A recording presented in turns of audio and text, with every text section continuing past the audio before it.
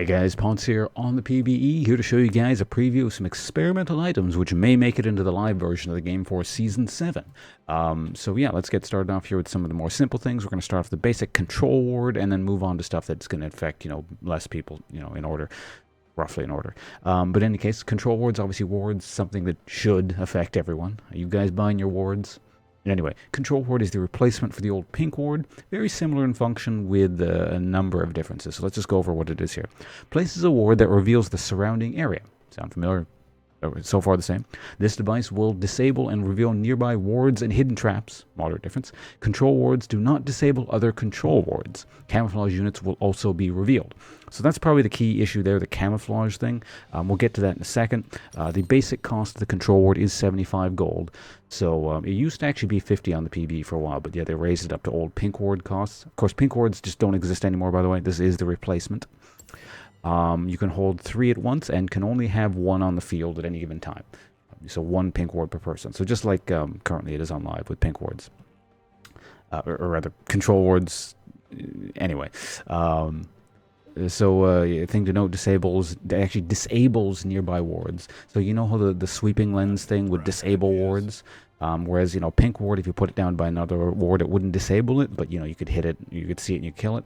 Basically, it's like the sweeping trinket thing and the pink ward kind of rolled into one in that sense. Also, yeah, reveals traps as well.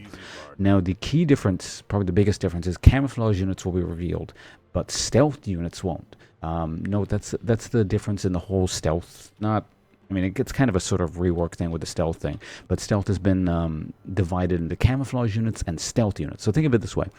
Shaco and Twitch are stealth units, so things that you would never be able to see unless they were revealed somehow, or, just popped out of stealth to kill you or something.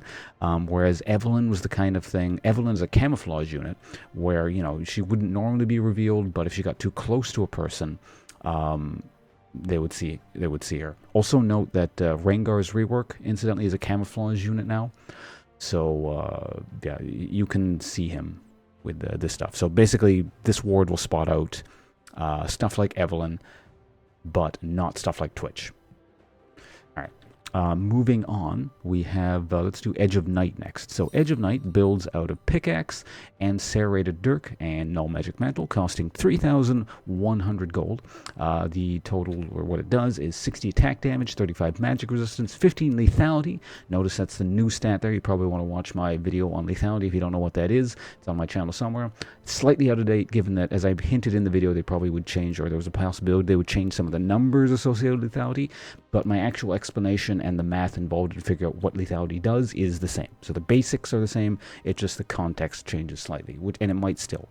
In any case, also 20 out of combat movement speed. Here's the interesting part. Knight's Veil, channel for 1.5 seconds to grant a spell shield that blocks the next enemy ability. Lasts for 10 seconds, 45-second cooldown. Can move while channeling, but taking damage breaks the channel. Incidentally, you should probably note that the channel we're talking about here also gets broken by ability. So let me show you that. So you start channeling the thing. If I cast an ability or auto attack something, it will break the channel. So you can't just do stuff while channeling. But when you do channel it, you effectively kind of get the shield that's very much like Banshee's Veil. So it's kind of like an activated on command Banshee's Veil in a sense. So I actually like this item quite a bit. I've used it a few times in the PB. Interesting stuff. Also, we'll place the control ward if you want. So there you have it. Next item, let's do Redemption. Actually, no, let's talk about this other thing first because it's cheap. This thing here called Poacher's Dirk. It builds out of a long sword, relatively cheap, 750 gold, 220 out of combat movement speed, and after poaching 3 large enemy monsters from enemy jungle, 60-second cooldown, transforms into Serrated Dirk. So essentially, if you can meet the condition, it's a cheap Serrated Dirk. So you go over here and counter jungle stuff, you can turn it into, Serrated Dirk. Personally, actually, I don't like this item very much because it's got a really long cooldown. Typically, I realize why it's not like this, but, usually when you counter jungle, you're relatively confident you kind of grab everything. So if I were to grab all 3 camps and it didn't have a cooldown, it would immediately turn into a super cheap Serrated Dirk. So again, I understand why it's not like that. I just find it a bit clunky and it's not my favorite, but it's an option. Anyway, that's not too interesting.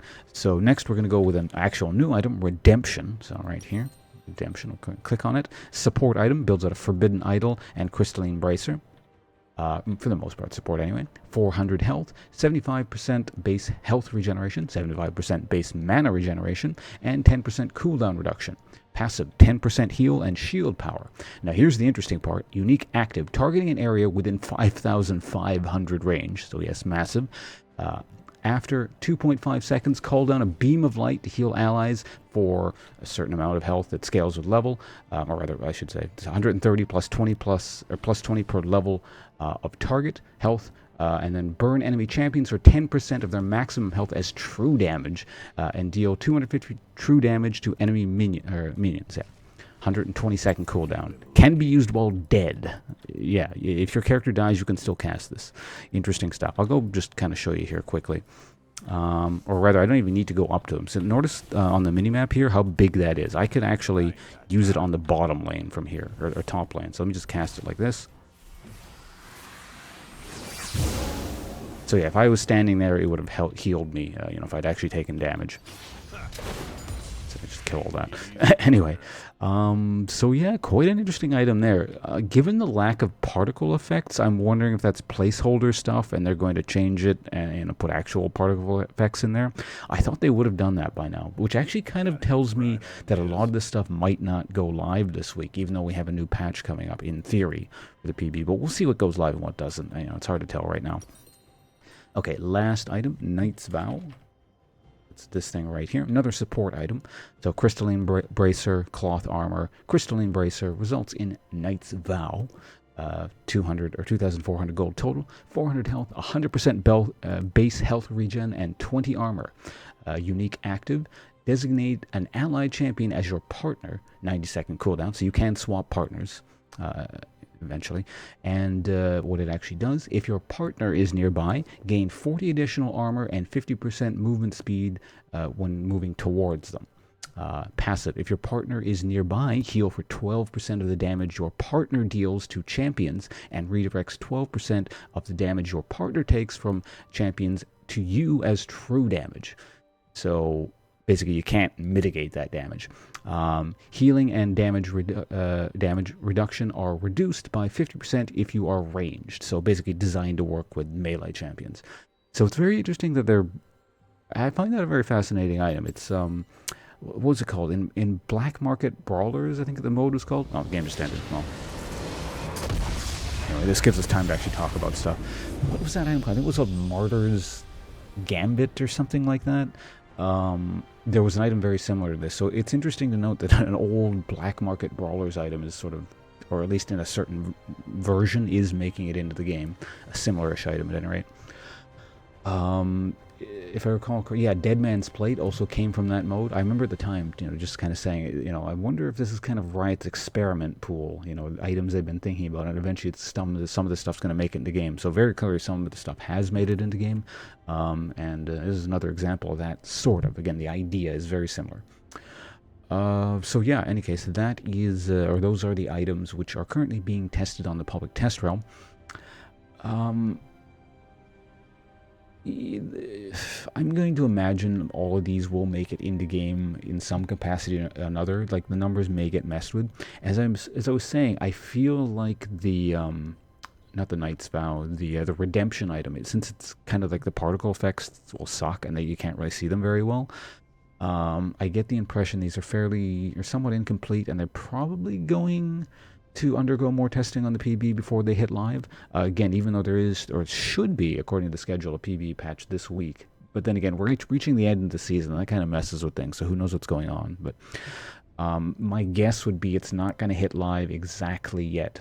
And they're probably going to just kind of put all the stuff that's currently on the PB for the next season, kind of slowly work it into the game, maybe? I don't know. Again, this is just pure speculation. It doesn't really matter too much. I gave you guys the data in terms of what what we're working with here on the PB right now.